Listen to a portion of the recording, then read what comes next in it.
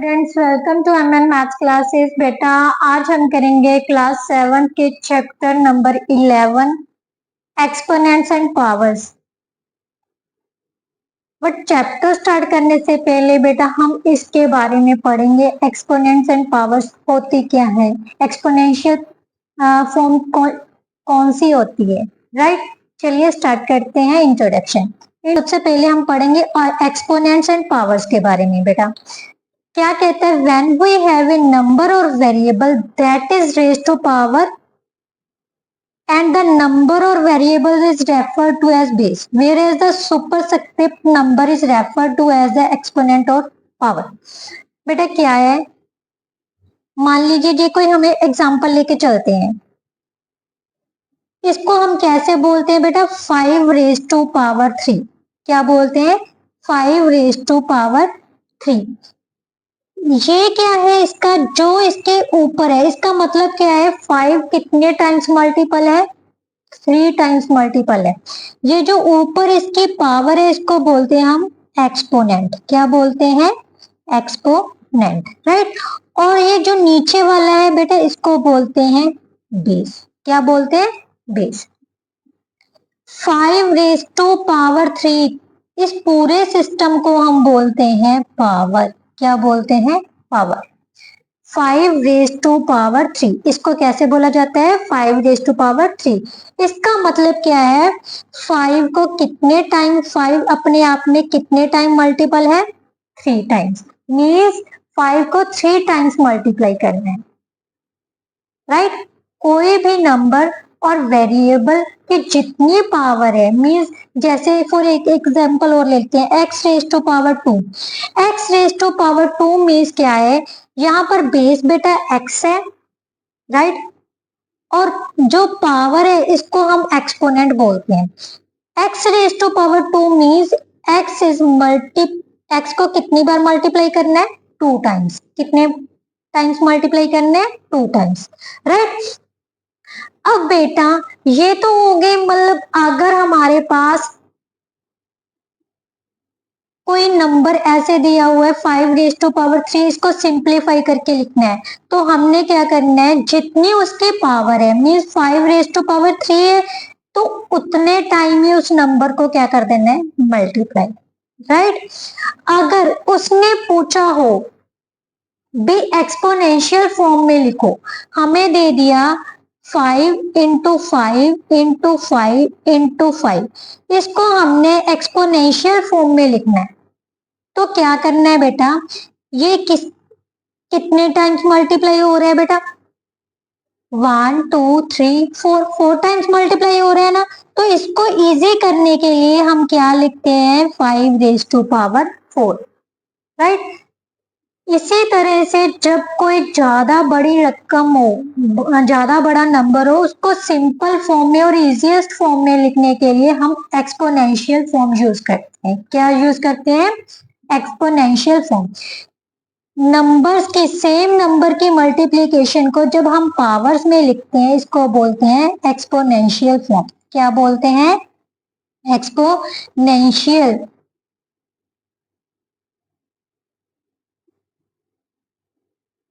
Form, right. अब बेटा आता है जीरो एक्सपोनेंट रूल।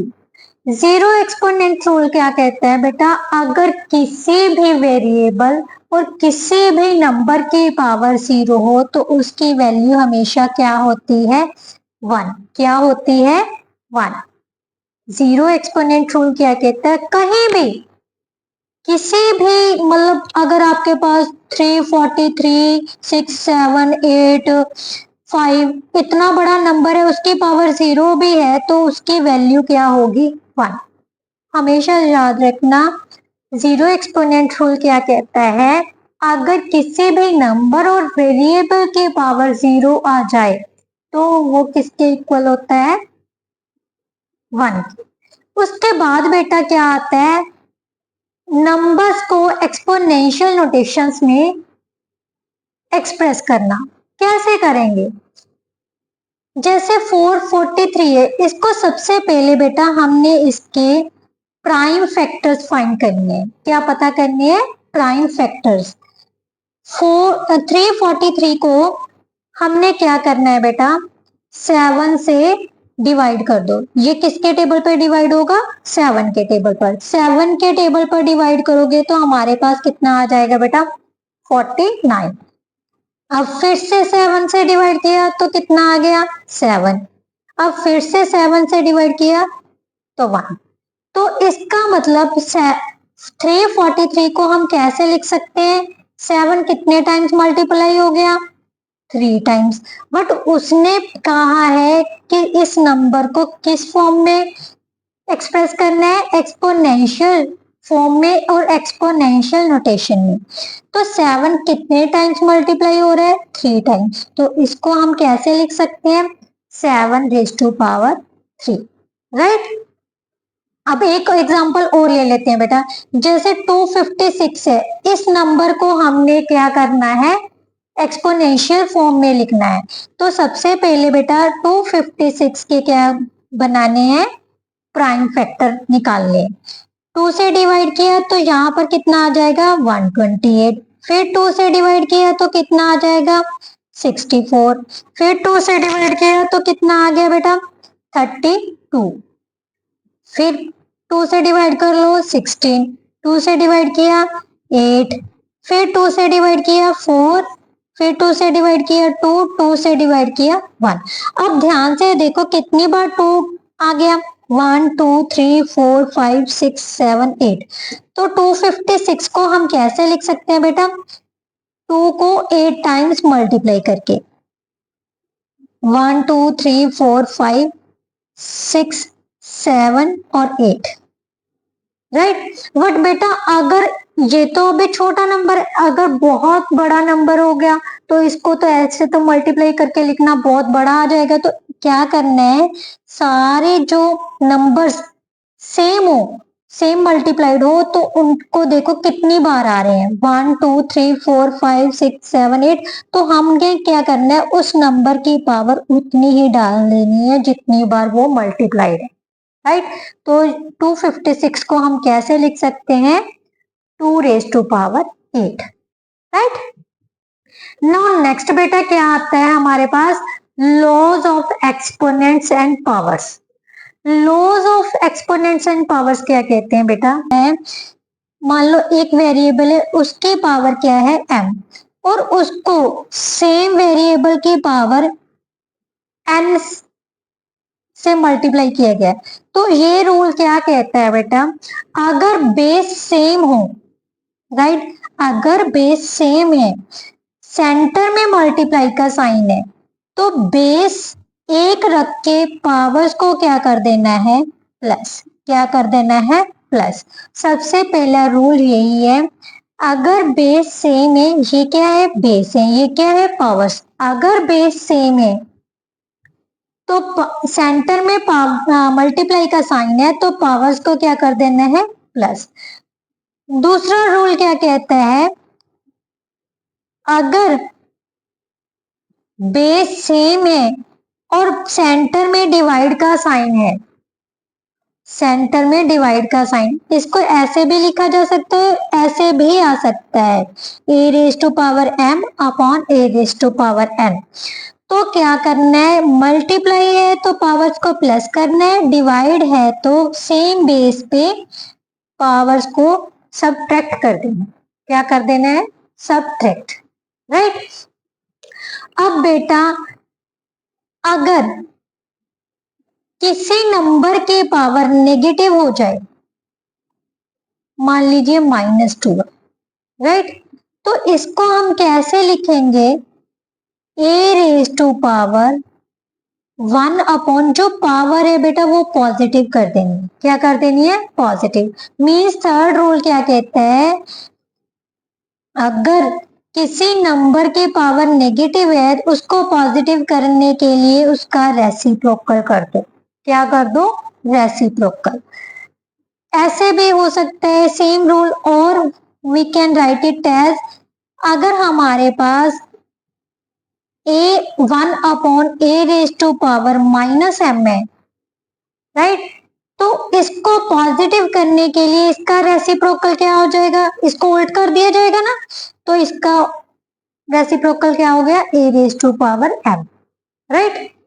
अगर 1 में नेगेटिव पावर है, मीन्स नीचे की तरफ डिनोमिनेटर में किसी नंबर और वेरिएबल के पावर नेगेटिव में है, उसे पॉजिटिव करना है तो उसको उल्टा दीजिए, उसका रेसिप्रोकल कर दीजिए, राइट, इसको ऊपर ले जाइए। क्लियर। अब फोर्थ रूल मैंने ऑलरेडी बता चुकी हूं, जीरो एक्सपोनेंशियल। क्या होता है बेटा, किसी भी नंबर की पावर 0 है तो वो किसके इक्वल होता है, 1 के इक्वल। किसके इक्वल होता है, 1 के, राइट। यही मेन जो laws of exponents and powers के रूल्स हैं जो आपने याद रखने हैं। एक और देख लीजिए, अगर a बाय b की पावर m है, माइनस m है, तो इसको कैसे पॉजिटिव करना है, इसका रेसिप्रोकल करके। रेसिप्रोकल क्या हो जाएगा इसका, b upon a raise to power m। Clear. इसके साथ जो बेटे हमारी जो इंट्रोडक्शन है एक्सपोनेंशियल पावर्स एंड, इसके बाद एक और टॉपिक रह गया बेटा। क्या टॉपिक है, स्टैंडर्ड फॉर्म। किसी भी नंबर को उसके स्टैंडर्ड फॉर्म में कन्वर्ट करना। एक टॉपिक और आएगा आपका, स्टैंडर्ड फॉर्म। स्टैंडर्ड फॉर्म में कैसे कन्वर्ट किया जाता है बेटा, मान लीजिए हमारे पास क्या दिया हुआ है, 1 2 3 4 5 6, राइट। स्टैंडर्ड फॉर्म निकालनी है इसकी। तो बेटा स्टैंडर्ड फॉर्म में ये ध्यान रखना है, सिर्फ एक नंबर को छोड़ के पीछे के सारे नंबर काउंट कर लो। फर्स्ट डिजिट को छोड़कर बाकी के सारे डिजिट्स काउंट कर लो। क्या कर लो, काउंट। 1 2 3 4 5 6, 6 होगी तो इसको क्या लिख देना है, 10 रेज टू पावर 6। 7 को क्या कर दिया, मल्टीप्लाई, राइट। सिर्फ एक नंबर रखना है, बाकी सारे नंबर्स काउंट कर लेने हैं और उसको किस में लिख देना है, 10 रेज टू पावर 6 में। ये तो बेटा सिंपल फॉर्म थी।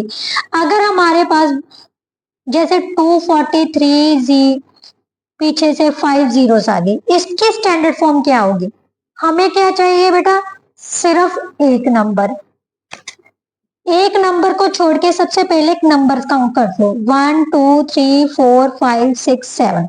तो सबसे पहले तो हमने 10 रेज टू पावर 7 लिख देंगे, राइट।